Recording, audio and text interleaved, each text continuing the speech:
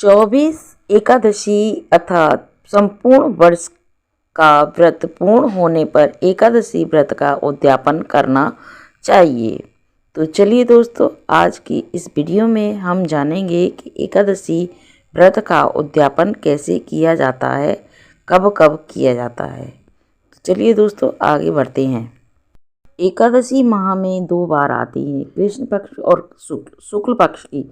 इस तरह वर्ष में 24 एकादशी आती हैं। इसका उद्यापन देवताओं में प्रमोद समय में ही एकादशी व्रत का उद्यापन करें, या फिर माघशी के महीने में, माह के महीने में, या भीम तिथि एकादशी के दिन ही इस व्रत का उद्यापन करना चाहिए। एकादशी व्रत की उद्यापन विधि में शास्त्रों के अनुसार एकादशी उद्यापन 2 दिन का कार्यक्रम होता है। पहले दिन एकादशी का व्रत के साथ पूजा होती है तथा द्वादशी को हवन करके 24 या 12 ब्राह्मण को दान देकर भोजन कराया जाता है, या फिर एकादशी व्रत उद्यापन करने के लिए व्यक्ति को 12 ब्राह्मण और उनकी पत्नियों को आमंत्रित करना चाहिए।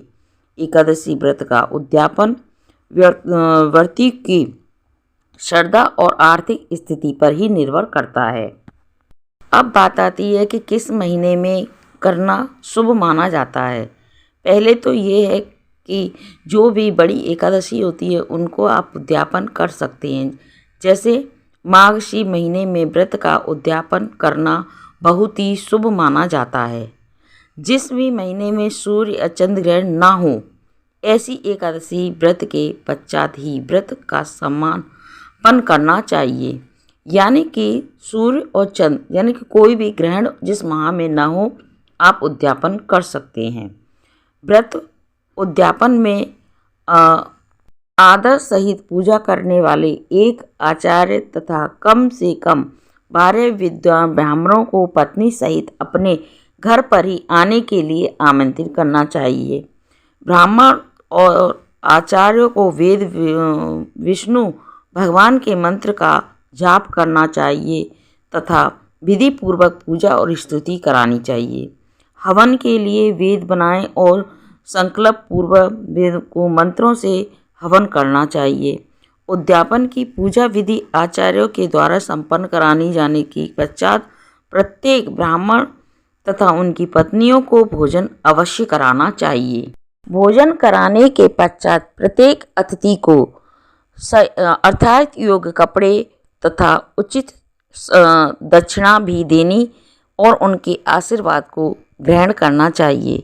उद्यापन विधि निर्विघ्न रूप से संपन्न होने के पश्चात किसी उचित सज्जन निधन व्यक्ति को धन और वस्त्र का दान अवश्य करना चाहिए।